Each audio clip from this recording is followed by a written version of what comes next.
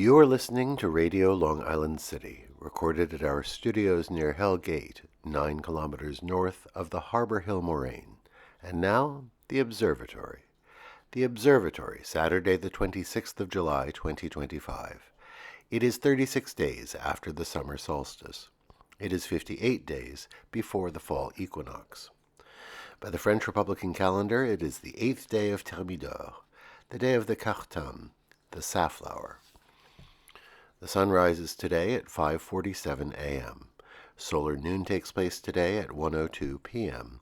The sun sets today at 8:17 p.m. Civil twilight ends at 8:49 p.m. and nautical twilight ends at 9:27 p.m. The length of daytime today is 1 minute 50 seconds shorter than yesterday. The moon is in its waxing crescent phase and is 4% full at midday. The first quarter will arrive on Friday, the 1st of August. These are the predicted tides today for Horns Hook. In the morning, low tide, 5:59 a.m., 3 centimeters. In the afternoon, high tide, 12:31 p.m., 1 meter 52. In the evening, low tide, 6:06 p.m., 18 centimeters. In our shared realm of plants and animals, how still the trees of summer can seem, and yet for months they have been busy at work. Their leaves, deep green with chlorophyll, are daily using the power of the sun to photosynthesize, producing sugars that will store energy in their woody trunks and roots. Their new tree rings add girth to their trunks. The boreal forests of the northern hemisphere are also reducing carbon dioxide in the atmosphere right across the hemisphere, as they absorb the gas and emit oxygen. Once the leaves fall and photosynthesis grinds to a halt, carbon dioxide levels will gradually rise until we repeat the process next year. Commemorations. A somber anniversary. On this day in 1533, the Spanish conquistador Francisco Pizarro ordered the death of the last Sapa Inca, Atahualpa. The Sapa Incas were the emperors and absolute rulers of the Inca Empire. He was sentenced to death by burning at the stake, but because he agreed to be baptized, he was granted the mercy, if we can call it that, of being strangled with a garrote. At least it was quick.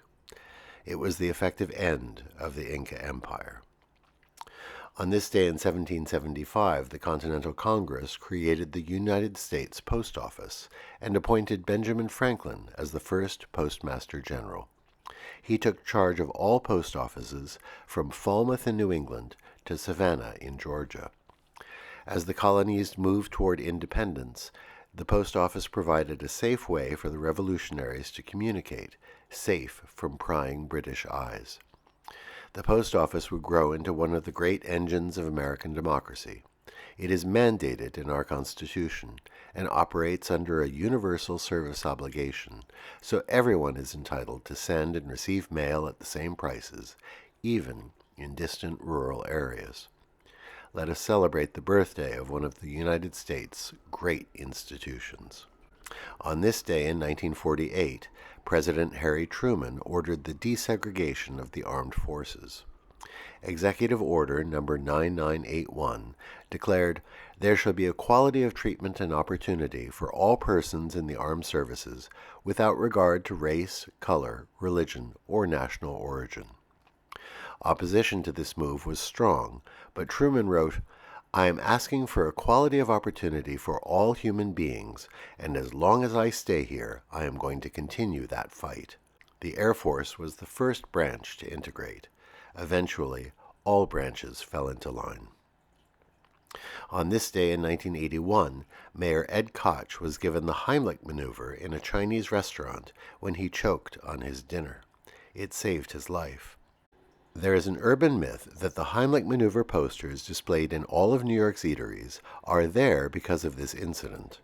In fact, the City Council ordered the posters to be put up a few years before, in 1978. And that is the Observatory, Saturday the 26th of July, 2025.